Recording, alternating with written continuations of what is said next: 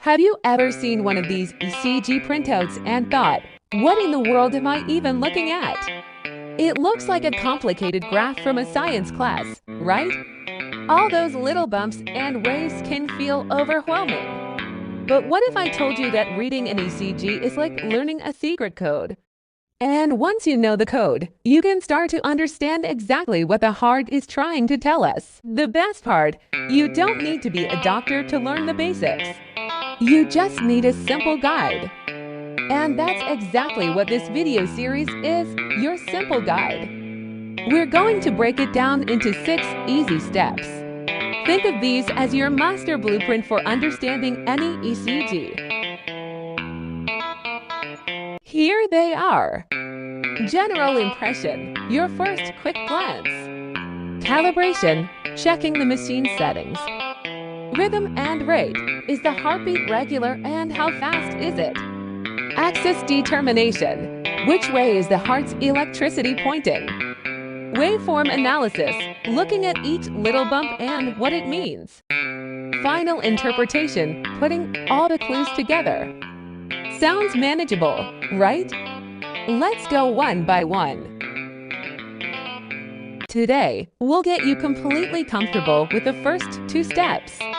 By the end of this video, you'll already know more than most people about how to look at an ECG. Ready to learn the secret code? Let's begin!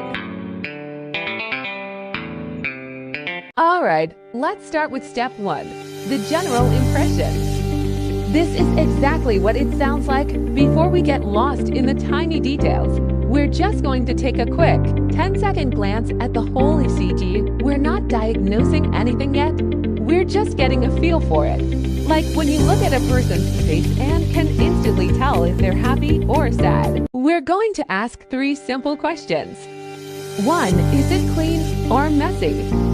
Look at the flat line between the beats. Is it mostly flat and steady, or is it all wobbly and fuzzy?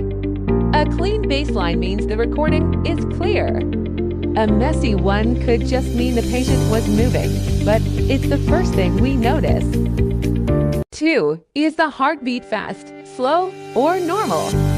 You don't need to calculate anything yet, just get a gut feeling. Are the bumps really close together? That's probably fast. Are they really far apart? That might be slow. And 3. Does it look regular? Look at the big, pointy spikes. Do they seem to march along like a steady drumbeat? Or is the rhythm all over the place, some close, some far apart?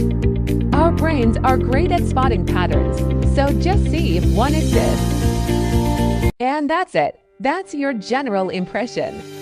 You've just done the first and most important step you've observed. You're no longer just staring at a mystery graph.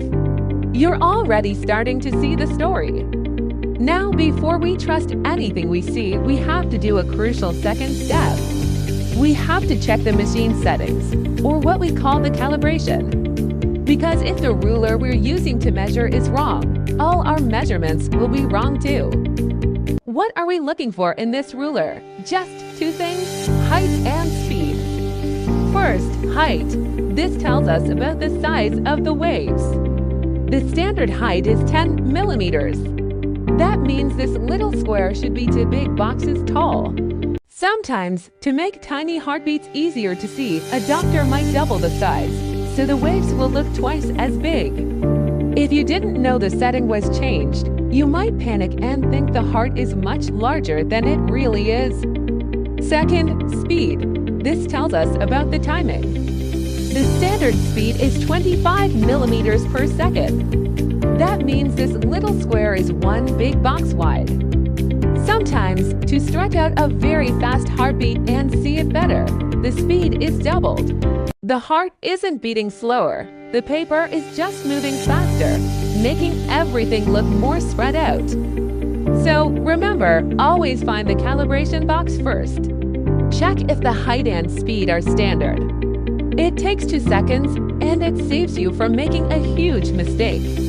You've now mastered the 2 most foundational steps of ECG reading. getting it. If you found this helpful and you want to learn how to safely use the medicines in your cabinet, make sure to subscribe and hit that bell so you don't miss our next video.